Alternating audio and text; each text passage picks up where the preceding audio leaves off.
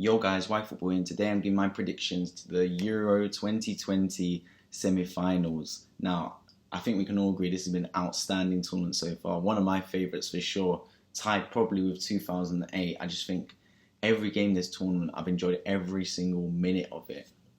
So the two semi-final games are Italy, Spain, and England versus Denmark, and both are at Wembley, Tuesday and Wednesday. This Tuesday and Wednesday, both at 8 p.m. So I'm going to start with the Italy-Spain game since that is the first one. I got all my predictions right in the quarterfinal predictions, so I have A-star football knowledge. So I'm going to start with the Italy-Spain game since that is the first one. I got all my predictions right in the quarterfinal predictions, so I have A-star football knowledge. So Italy-Spain, this is definitely for me the standout game over England-Denmark. Italy are probably one of the funnest teams to watch. They grew up with a defensive philosophy, but they've turned into an attacking philosophy because they attack teams. They have no fear. I just love their system, the way they play. They play better than they look on paper. And I think it'll be a tough match for Spain, who, I'm being honest here, haven't really faced a...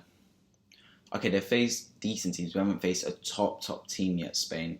Their group didn't have any top teams. They were meant to be the top team. They ended up finished second to Sweden.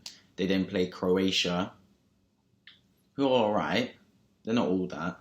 They're all right.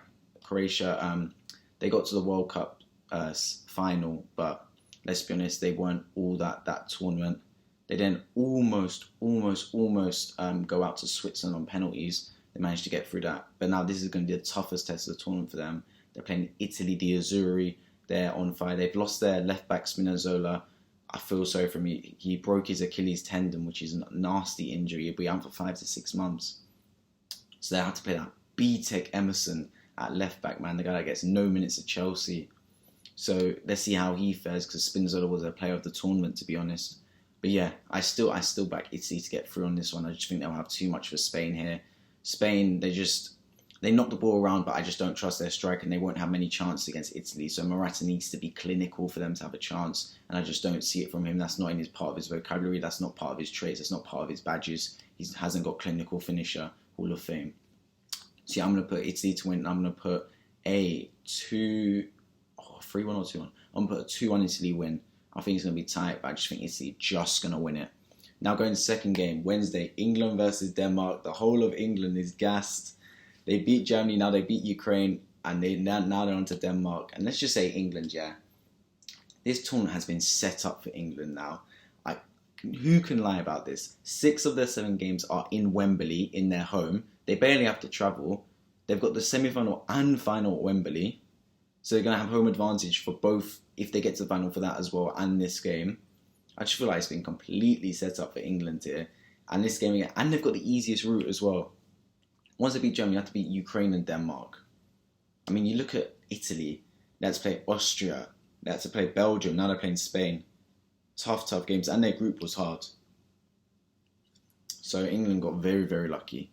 And now they're playing Denmark, who, nothing to sniff at, but when I saw their game yesterday against, who did they play again? Denmark. Czech Republic. Yeah, Czech Republic, when they won 2-1.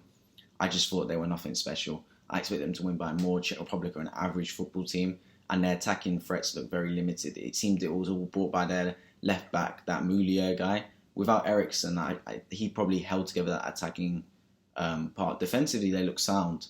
They've got Christensen, they've got Højbjerg, Delaney, the perfect midfield partnership. Them two, Christensen is a part of the back 3. They look sound defensively. It's just offensively, I have queries about their presence attacking. I just don't see it gelling together, to be honest, and I can't see them scoring many goals against England, a team that hasn't conceded all tournament.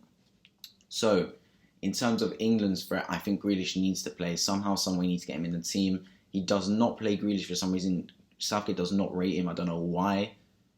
He prefers to play Mason Mount. Jadon Sancho had a good game, to be fair, yesterday. Sterling, you have to start after what he's done this tournament. It has to be Sterling and Kane have to start. So there's 2 extra spots. For me, I'd have to put Grealish at Cam. Cam. Because if you can't put him left wing because of Sterling, you have to play him Cam for me. But that's just my opinion. I think Sterling has to start. I think England comfortably should win this game against Denmark. Should. Not saying it probably won't happen. I'm going to put a 2-0 England win. I'm going to put Kane to score. I feel like he's going to score again after he broke his duct. Did nothing in the group stages, but where it matters in the qualifying rounds, to be fair to him, he's bagged a few goals. So yeah, I'm going to put 2-0 England. And yeah, that's been my predictions for Euro 2020 semi-finals. Let me know what you think the game's going to finish. And I'll catch you guys in the next video.